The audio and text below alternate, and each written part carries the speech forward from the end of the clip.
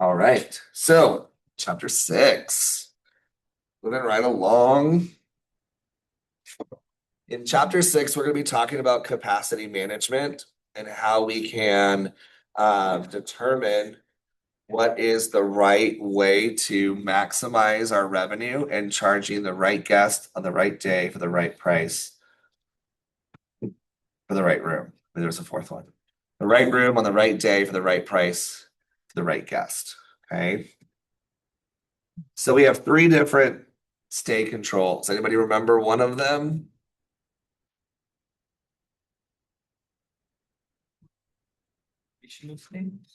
Okay, so we have the length of stay. So we may say you have to say a minimum length of stay. Good. What else? Close to arrival And stay through. and stay through. Look at that. I almost had them there in the right spot too. Okay, so minimum length of stay, the stay through, and the close to arrival. So stay through. If you look at this, let me see if I can zoom in on just one of these charts. Okay, so if you look at this, this is what we call shoulder dates. Okay, you think about this high demand time period where think of that as being the head, okay? And then the sides, the dates that are on either side of those high demand periods are those shoulder dates, okay? So imagine this being three people standing shoulder to shoulder. So we've got the head as the high demand, the top of the peak of the chart, and then we have those lower demand periods. Okay. So stay through. Let's say this is a group that's staying at our hotel. And we have group B, this is group A, and we have group B coming in just a couple days later. Okay. But we have those low demand periods. What we might offer to our groups is a stay through, meaning to group A, we'll say we can extend your conference rate, your discounted rate. We'll extend that rate for a couple of days if you want to stay early or stay longer. Or group B, we might say, we will honor your conference rate 2 days before the arrival and 2 days after. That allows those guests that if they're coming in for work, they might take advantage of that discounted rate to come in a little bit early so they can spend more time playing tourist or being on vacation versus just coming in for work and then leaving. So that stay through is a way to kind of build up that occupancy on those days, what we refer to as shoulder dates. Close to arrival, what does that mean?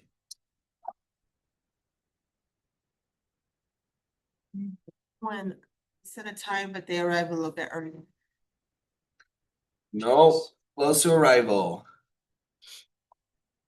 means what? We take no more reservations. Okay, we are closed to arrival, which means we are no longer taking reservations. Okay, so we basically turn off reservations.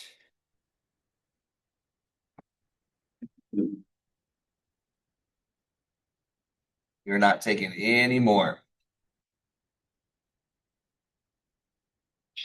What are some reasons why we might close to arrival? There's a celebrity there. Okay, so maybe if that's the security issue, right? We want to minimize the number of people that we have in house. Okay. And security doesn't necessarily mean maybe it's just a high profile guest. Okay. So we want to minimize the number of people that are in our hotel coming and going. Okay. What else?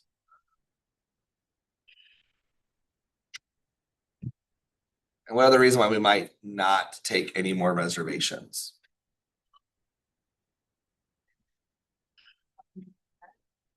Okay. Yeah, so we might be getting close to what the ability we have to manage those rooms. Okay. So when I during the pandemic, when the hotel started opening back up again after the pandemic, this was like late 2020. And there were still a lot of people that had not returned back to the hotel. And so I know that the Westin, the revenue manager at the Westin, he was talking about how he would basically only sell his room up to 60%. After that, the last 40%, he did a close to arrival because he didn't want his staff to work beyond what they were capable of working. Um, Minimum length of stay. Who can give me an example of when we might want to implement a minimum length of stay? Okay, so final four. What might our minimum length of stay be during final four? Like all the days at the games. Yeah, so we may have a 4-night minimum length of stay.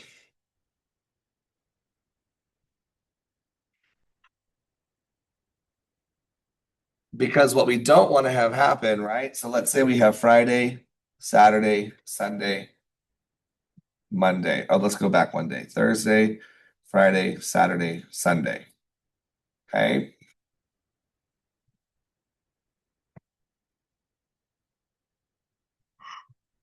So if the championship game is on Sunday, okay, that means the semifinals is on Friday. Saturday's kind of a rest day. But if we book somebody that only wants to come in on Sunday for the championship game only, right? If we sell some rooms that only come in on Sunday only, well, then that potentially, if somebody is going to be here for the whole tournament, that potentially cancels out our ability to take that reservation or be oversold on Sunday. Okay. So let me give you a perfect example. We typically have the French visitors that come in April. Okay. So we take students to France in the fall. They bring students to us in the spring as part of a partnership exchange. They came last year during Final Four.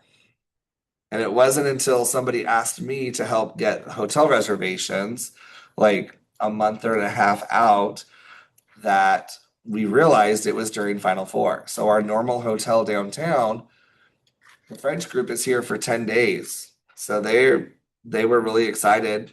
But they're like, we can't take them on these 3 days because of Final Four. We're oversold on Final Four days. And so we don't want to the money that comes in during those Final Four days probably trumps and probably is higher than those 10 days at a discounted rate to bring in. And so we want to make sure we have that minimum length of stay. Any other examples of why we might have a minimum length of stay? When they do a minimum length of stay, do they do them just on all the rooms or can you just base them like on particular types? That's a good question. I've only ever experienced where it's on all the rooms. Because I mean, I guess unless it's like families aren't going to be crammed into like a king room, right? They might want the king with the sofa or the double beds with the sofa. Um, I never thought about it that way to do it from like to do it on different room types. The way I've always experienced is it's just been the whole hotel. Yeah. What'd you say? Sorry. Concerts? Yeah. So if we have major concerts coming in, right, we may do a minimum length of stay for 2 nights. The night before the concert and the night of the concert, okay? Or the night of the concert and one night after. We want to make sure we're capitalizing on that revenue. Because what if we do have people that are coming from out of town, right? And they're going to stay 2 nights, we don't want to fill up on just the concert night because then that could potentially prevent us from taking that extra reservation. I experienced this when I ran the Rock and Roll Marathon, probably like in 2011 or 12.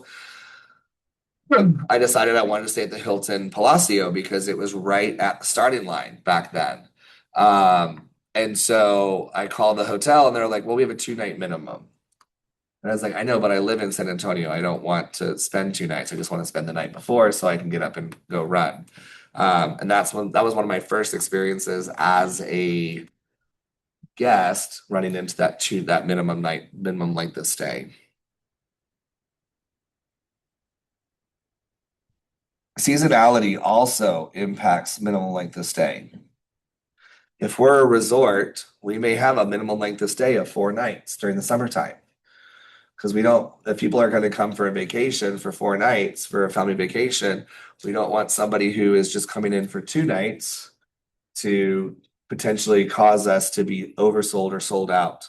Now, if we look back on chapter 5 and think about that tactical short term, our goal is this, our minimum length of stay. But if it's the week before and somebody calls me and says, or the two days before, and somebody calls and says, I only want 2 nights, if we are not close to that full occupancy, we might go in and take that reservation because remember, that reservation is probably better than that room sitting empty. So that tactical rate management, we have to take into consideration as well. We talked about overbooking a little bit last class when we were talking about rooms available. How sometimes our revenue managers are big risk takers, okay? So if we do overbook and everybody happens to show up, what do? We have to walk our guests, okay? We have to walk our guests. That does not mean we physically hold their hand and walk them to another hotel. We basically are sending them to a different hotel that can accommodate them, okay? That also takes some coordination on our part, okay, as a hotel. That front desk agent doesn't just say, go to the hotel next door. That front desk agent should have already called that hotel and said, this is the person that is going to be coming in. We have to walk them. This is their name. This is their information. Do you have a room available for them? Okay. So typically when we walk them to a different property, we have to walk them to the same level of service or higher. Okay. What are some issues or concerns about walking guests? They could just be frustrated. The guests can be really frustrated about that. Put yourselves in their shoes. You've been traveling all day, maybe you've been driving all day, and all of a sudden you get to your hotel, they're like, well, we don't have any rooms for you. Okay, but we have this room. They should already have a room arranged for you. If they don't have one for you at their property, they should have already had one arranged at a different property. What else? What are some concerns?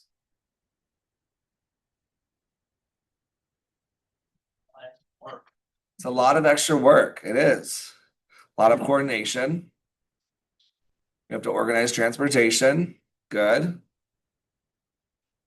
What are some other consequences from the guest's perspective? You might lose their loyalty. Might lose their loyalty. They We might lose like the their, hotel that they're going to. what's that? They might like the hotel. They might like the hotel they're going to, right? So when we walk somebody, typically we're not going to walk somebody that is there for 2, 3, 4 nights. We might pick someone who is only going to be there for 1 night. Okay. We also typically, whether we want to admit to it or not, we typically are going to walk somebody who booked through us through an OTA, an online travel agent. I'm not going to walk a Hilton Honors or a Marriott Bonvoy guest because they already have loyalty with us. And so typically we might look at those OTAs first to consider who we're actually going to walk. If we don't have any OTAs, then again, we want to look at somebody who's only going to be there for a day because then what happens if they love the hotel that they go to? They don't want to come back. Okay. We might lose that guest forever, but we call them lifetime guests. We might lose that lifetime guests. So what are some things we can do to avoid walking guests? Constantly monitoring your inventory. Okay, so monitoring really closely our inventory, and we don't want to get too high above that 100% oversold rate. What else? It's the day of, you're a front desk agent. You walk in and you see that you're oversold that night by 3 rooms. What can you do to avoid walking guests?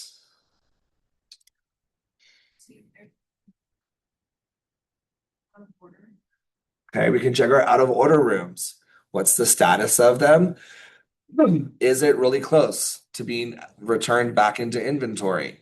Okay, is it a light bulb that we're waiting on? And so if that guest comes in, I'd rather give that guest complimentary breakfast in the morning for the inconvenience of not having a reading light on their bed, on their headboard, right? A lot of hotels are going to those little lights in the headboards that you just pull out and it turns on, and then you put it back away and it turns off, right? That little light bulb might have gone out. And maybe it's going to take 2 weeks to get it from wherever it's coming from, right? As a specialty part. So checking the out of order room. Good. What else could we do?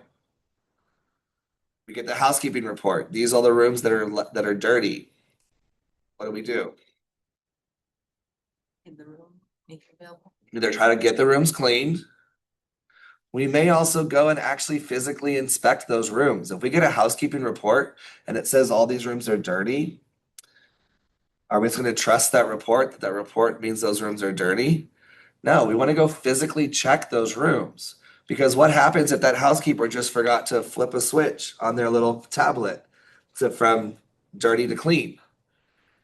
If they forgot that and that room sits clean all night long and we've ended up walking a guest, that's a big concern, right? We could have sold that room. So when you get that housekeeping report at the end of the day, we want to make sure that all the rooms that are marked dirty and vacant, we want to go and physically check them and actually make sure and confirm that they are dirty and vacant.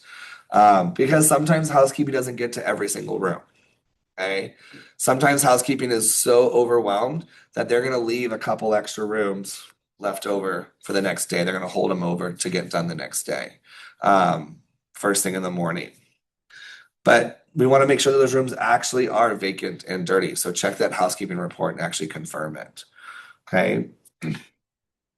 I had a student once wrote in their practicum report, they noticed that they were oversold by 3 rooms.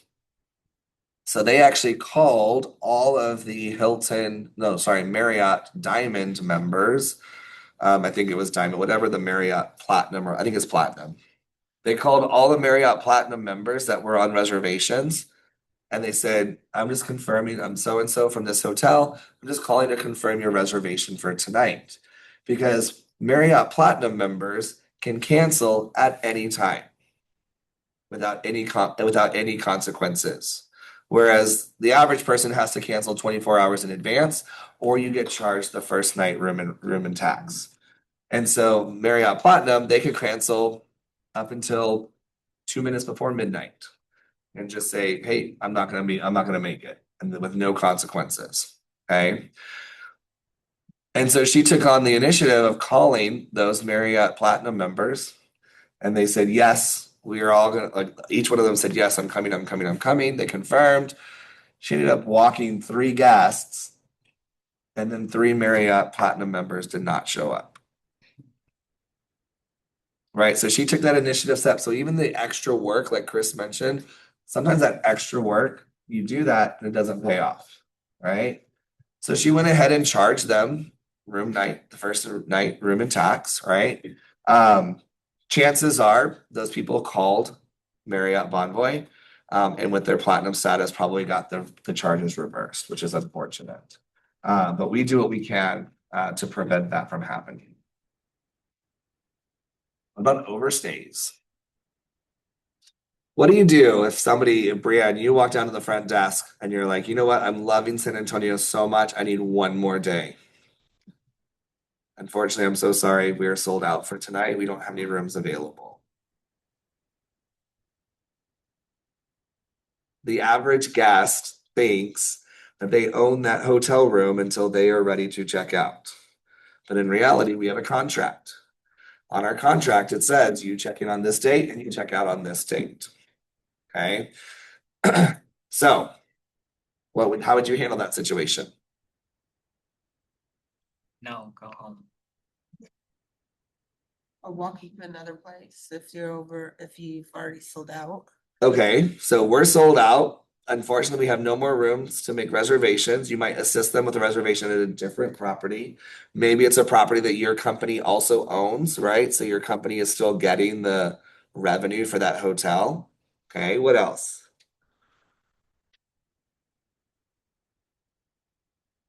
So in that situation, would you be like trying to book them somewhere, just trying to assist them?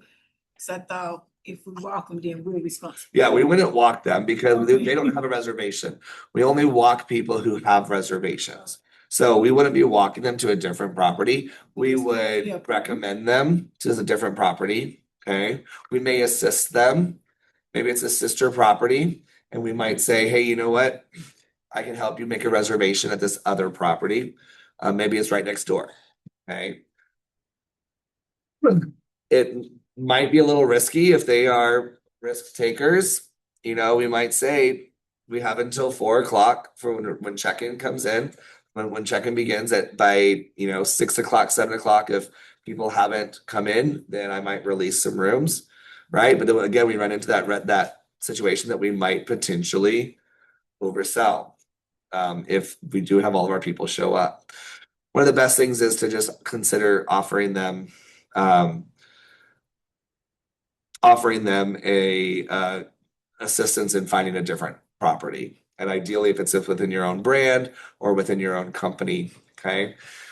Now, what if I saw this when I was in Philadelphia? I was standing in line at a DoubleTree hotel waiting to get my cookies, and I heard the front desk agent talking to a guest who wanted to extend their stay. But the guest made their reservation through Expedia. And so the guests made their reservation through Expedia and they wanted the same rate to extend. Bless you. The front desk agent had to explain to them, well, since this is a brand new reservation, if you were a Hilton Honors member, I could just easily extend your checkout date. And I'd be happy to offer the same rate.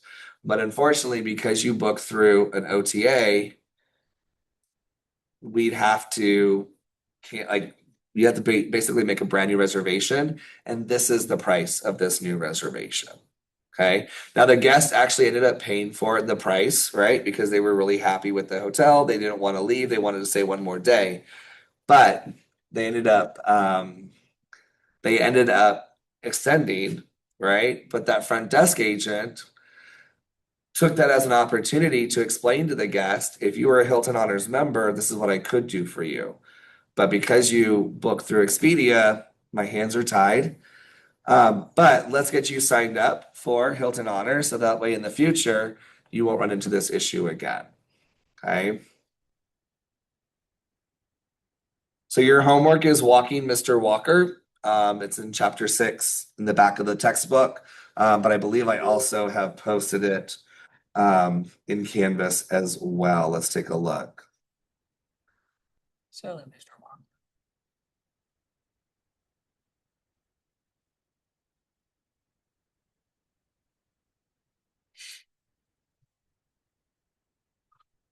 I think we passed it. Yeah, or chapter 6. There we go.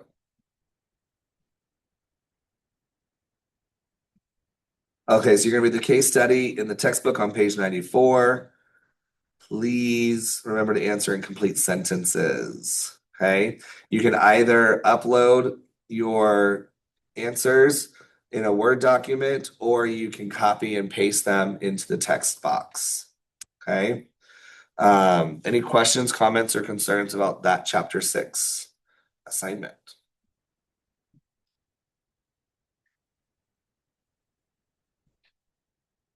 All right.